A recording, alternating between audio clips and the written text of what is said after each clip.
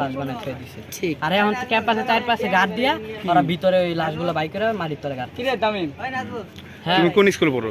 আমি শাহাবুদ্দিন সরকার school and college. ঘটনার সময় তুমি কি এখানে ছিলা? না, ঘটনা আমরা এক্সাম শেষ করছি 12:40, এক্সাম শেষ করে উত্তর আইছি, বিএনএস নামছি, নাইমা দিয়া বাড়ি আমরা ঘুরতে আসবো এক্সাম শেষ করে আইতে।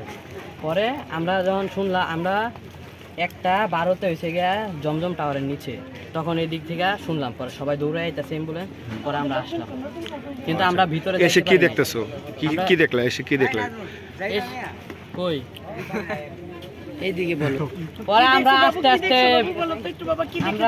আস্তে বিজিবি, বর্ডার গার্ড, সেনাবাহিনী, বিমান বাহিনী, পুলিশ সবাই আমাদের আটকাতে আমরা বাহির পর্যন্ত ছিলাম।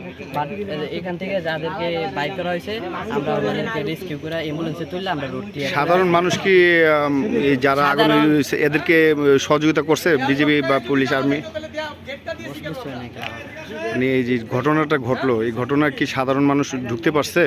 সাধারণ মানুষ আগে যারা ঘটনা ঘটার সাথে সাথে 5-6 মিনিটের মধ্যে ছিল তারা এখানে ঢুকতে পারছে। আর ঘটনা ঘটার 6-7 মিনিটের মধ্যে ফায়ার সার্ভিস আইসা মিনিট লাগাই দিয়েছে। যে বিমানটা বিধ্বস্ত হয়েছে সেটা কি সেদিনে উঠায় নিয়ে গেছে? সেদিনে উঠে নিয়ে গেছে। আবার ঘটনা ঘটার দিন 6টা বাজে নাকি তাদের অভিযান শেষ হয়ে গেছে।